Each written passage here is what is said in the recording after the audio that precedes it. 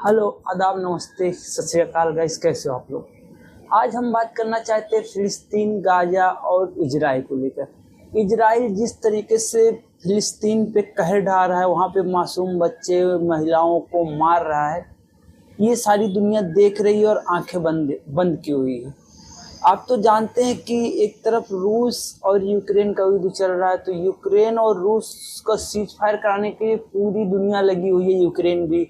Ukraine भी request कर रहा है और अमेरिका उसकी बातों को रख रहा है और वहाँ पे सीज फायर लागू कराने की कोशिश कर रहे हैं। लेकिन पूरी दुनिया शांत है जब इजराइल खुलेआम शहंशाही वहाँ फिलिस्तीन के बच्चों को मार रहा है, वहाँ के लोगों को मार रहा है, उन लोगों को यहाँ से वहाँ भगा रहा है, वहाँ से वहाँ भगा रहा है। मतलब पूरी जनता को एक तरफ से दूसरी तरफ बार बार जाने को कहता है और पूरी दुनिया आंखें बंद करके देख रही है। इससे साफ पता चलता है कि आज के ज़माने में सिर्फ पैसे वालों देशों की चलती है।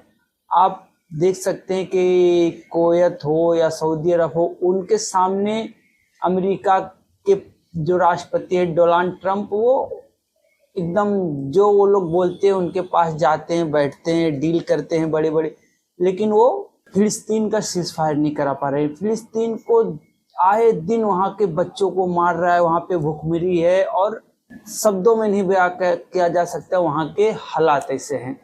हमारे भारत में कुछ ऐसे लोग हैं जो इजराइल को प्रशंसा कर रहे हैं और उनका कहना जो फिलिस्तीन को मार रहा है, फिलिस्तीन के बच्चों को मार रहा है, वो इजराइल की तारीफ करते हैं। ये वही लोग हैं जिनको मुसलमानों से जलन होता है। कहीं भी दुनिया में जहाँ मुसलमान परेशान हो वहाँ पे ये खुश होते हैं। इनको नहीं पता है कि देश की आज़ादी कैसे लड़ी जाती है। इस फिलिस्तीन या गाजा के लोग जो लड़ रहे हैं वो देश को आज़ाद करने के लिए लड़ रहे हैं, अपने देश को आज़ाद कराने के लिए लड़ रहे हैं। ये अंधे भक्त वही हैं जिनको लगता है कि भारत की जो आज़ादी है वो लीच पे मिली हुई है, भारत की आज़ादी भीख में मिली हुई है।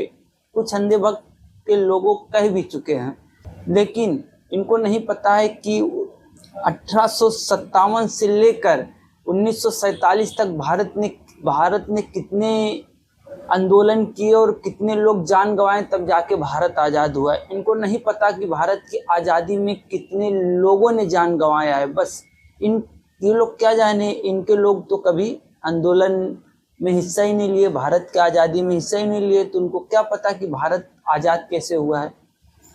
ये बस हवाई बातें करते हैं, इनको कुछ पता नहीं होता है। फिलिस्तीन के जो वहाँ के रेजिडेंट्स लड़ रहे हैं, जो गाजा के लोग जो लड़ रहे हैं, वो भी अपने देश को एक तरह से आज़ादी करने के लिए।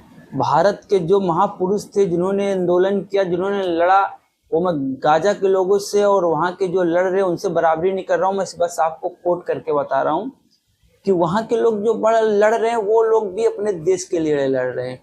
ये हमास के जो लोग हैं ये कौन है? आप तो जानते हैं कि गाजा में ना तो कोई सेना है, वहाँ की जो कंट्रोल करता है वो इजराइल है। वहाँ की सारी कानूनी कार्रवाई, वहाँ पे कौन से देश कहाँ के लोग आएंगे और कहाँ के लोग नहीं आएंगे, ये सब कुछ डिसाइड करता है इजराइल। इजराइल डिसाइड करता है कि कहाँ से कौन से रास्ते से फिलिस्तीन में खाना जाएगा, वहाँ के लोगों के लिए खाने जाएंगे कि नहीं जाएंगे, सब कुछ डिसाइड करता है इजराइल। तो इतने बंधे हुए लोग क्या चाहेंगे? वो आज़ाद होना ही चाहेंगे, क्योंकि आप तो जानते, जो इतिहास पढ़ते वो जानते हैं कि इजराइल खुद फिलिस्तीन की जगह पे कब्जा करके बैठा हुआ है। इजराइल कोई देश नामक चीज़ नहीं था, वो तो खुद कहीं और था और हिटलर ने उन लोगों को मार के भगाया तो उन लोगों ने यहाँ पे आके बस गए और ये वो वहाँ आके बस के वहीं के लोगों को परेशान कर रहे हैं, वहाँ के लोगों को मार रहे हैं। अब तक कुछ 50 से 60 हजार लोगों फिलिस्तीनी लोगों को इजराइल मार चुका है।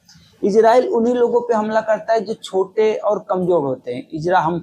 हमास के पास ना तो कोई हवाई हमला करने का क्षमता है, ना तो कोई ऐसा कोई क्षमता है जो डायरेक्ट इजराइल पे हमला कर सकता है। लेकिन जब इसकी लड़ाई ईरान से होती है तो 10-12 दिन में सीज फायर कर लेता है, क्योंकि ईरान जबरदस्त हमला करता है, उनके बहुत से फाइनेंशियली एरिया को चोट पहुंचाता है और बहुत सारी बिल्डिंगों को चोट पहुंचाता है।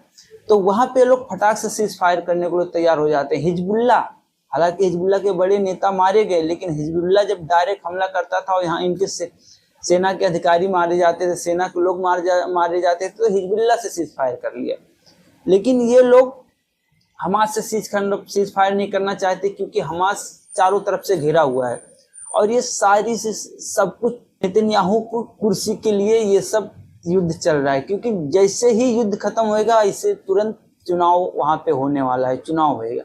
और जब चुनाव होएगा तो नेतन्याहू बुरी तरीके से हारेंगे, क्योंकि वहां की जनता नेतन्याहू के खिलाफ है। वहां के कोर्ट में नेतन्याहू को लेकर एक केस चल रहा है, जिस भ्रष्टाचार में नेतन्याहू जेल भी जा सकते हैं।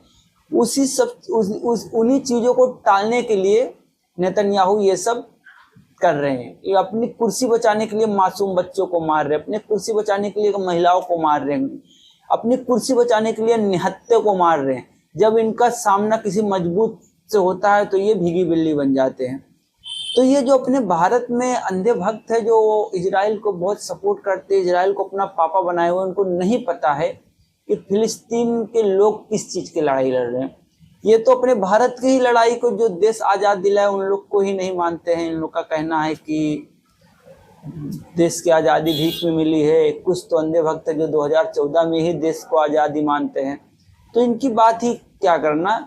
लेकिन जिस तरीके से 1857 से 1947 तक भारत के स्वतंत्रता आंदोलन के लोगों ने लड़ा और अपने जान दी, फांसी पे चढ़ गए और देश को आज़ाद दिलाए, उसका कोई बराबरी नहीं कर सकता है। और उसी को कोट करके बता रहा हूँ कि देश की आज़ादी इतनी कम नहीं होती है। लगभग 90 साल आज़ादी के लिए लड़ाई लड़े थे, और फिलिस्तीन के लोग भी आज 3-4 साल हो गए युद्ध लड़ रहे हैं। क्या होएगा वो तो समय बताएगा। वो आज़ादी पाएंगे कि पूरे फिलिस्तीन पे इजराइल कब्जा कर लेगा, ये तो समय के साथ तय होगा। क्योंकि इजराइल के साथ अमेरिका खड़ा हुआ है, तो साफ पता चलता है कि अमेरिका के आगे कौन ही बोल सकता है। तो बस आज के वीडियो में इतना ही। मिलते किसी अगले वीडियो में। आज का वीडियो हमारा पसंद आए तो प्लीज़ शेयर और सब्सक्राइब करें और कमेंट करके बताएं कि हमारा वीडियो